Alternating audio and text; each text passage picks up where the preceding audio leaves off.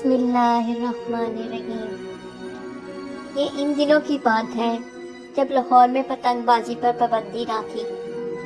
مرزا صاحب کی فیملی ہمارے گھر کے سامنے والے گھر میں رہتی تھی۔ ان کے 5 بچے تھے، 3 لڑکے اور 1 لڑکی۔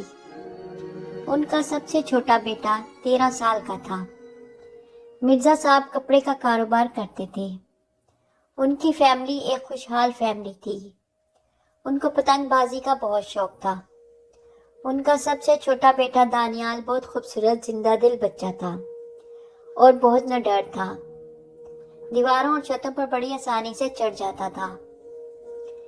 بسنت کے دن تھے، ہر طرف پتنگ بازی جاری تھی۔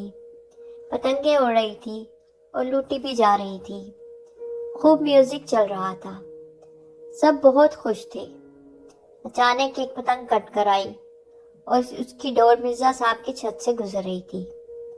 دانیال پکڑنے کو لپکا، ڈور ہوا سے تھوڑی دور چلی گئی۔ دانیال دیوار پر پکڑنے کو چڑھا تو دیوار کی اینٹ نکل گئی اور وہ گلی میں بجلی کی تاروں پر گر گیا۔ 2 منٹ کے بعد وہ گلی میں گر گیا۔ اس کا رنگ زرد پڑ چکا تھا۔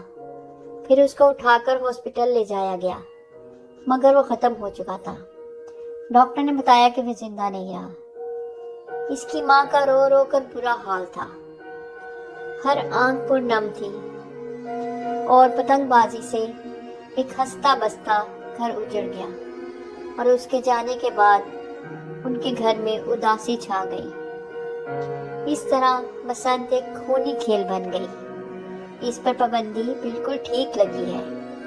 اللہ سب کے بچوں کو اپنی حفاظت میں رکھے، آمین۔ شکریہ۔